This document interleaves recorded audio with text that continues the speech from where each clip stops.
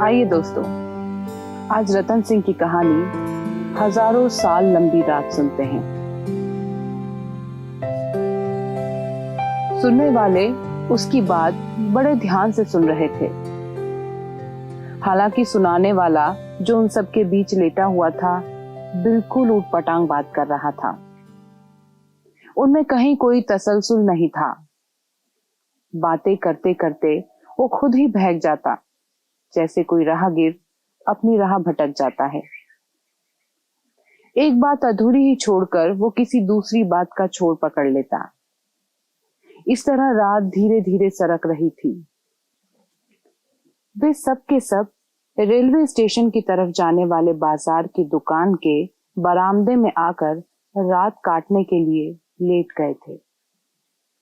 थोड़ी देर बाद जब उनमें से सबसे बूढ़े आदमी ने गला साफ करते हुए किसी राजा की बात करनी शुरू की, तो उस बरामदे में लेटे सब के सब आदमी हुंकार भरने लगे। फिर क्या हुआ बाबा?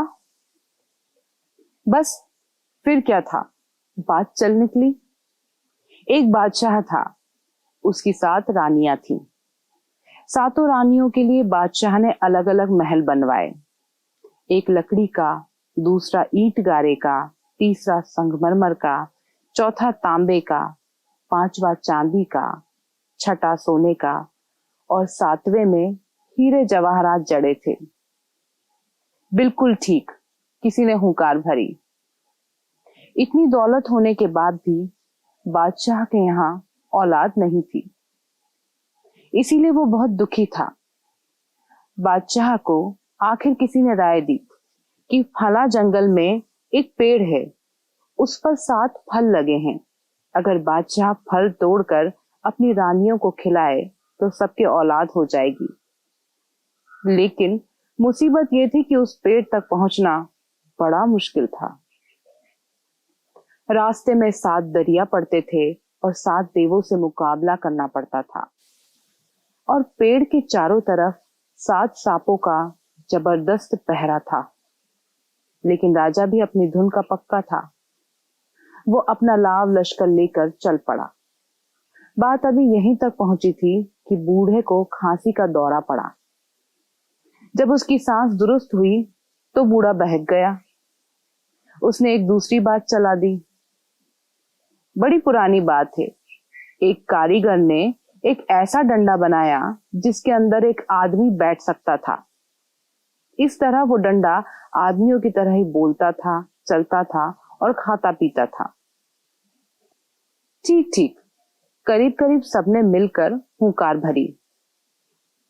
फिर अचानक ये हुआ कि रिक्शा और टांगों का रेला शोर मचाता हुआ सड़क से गुजरने लगा।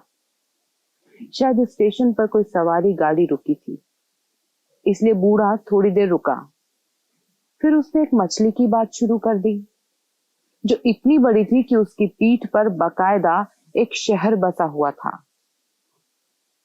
जिस पर न जाने कितने ही मकान बने हुए थे, कितने ही खेत थे। समंदर में जिस तरफ ये मछली जाती, उस तरफ ये बसा बसाया शहर चला जाता। बिल्कुल ठीक, सबने हुंकार भरी। इस तरह रात बहुत धीरे धीरे खिसक रही थी।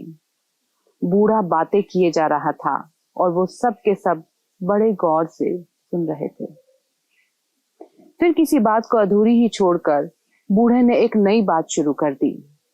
हजारों साल पहले की बात है कि एक बादशाह ने आधी दुनिया फतह कर ली।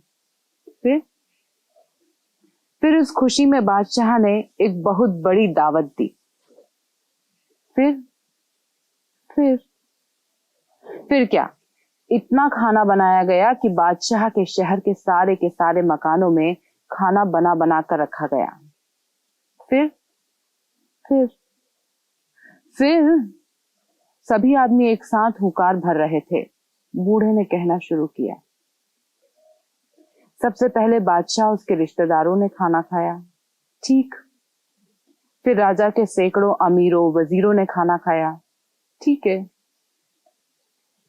फिर बादशाह के हजारों फौजियों और चुने हुए शहरियों ने खाना खाया। ठीक। इतने लोगों के खाना खाते खाते रात हो गई। फिर और सब के सब रात के वक्त लाखों गरीब गुरबा और फकीरों ने पेट भरकर खाना खाया। बिल्कुल झूठ, सरासर झूठ। उस बरामदे में लेटे हुए सभी लोग एहतजाजन उठ खड़े हुए और उनमें से एक आदमी बोला, बूढ़े, तुझे झूठी बातें करते शर्म नहीं आती? अगर हमने रात को पेट भर खाना खाया होता तो इस वक्त चैन की नींद नहीं सो रहे होते। रात भर तुम्हारी बकवास कौन सुनता? अरे भाई, नाराज क्यों होते हो? बूढ़े ने कुछ सहमे हुए लहजे में कहा, मैं भी तुम्हारी तरह भूखा हूं। अगर मुझे ही नींद आ रही होती तो ये बातें करने के लिए जागता? मैं भी तो सो जाता।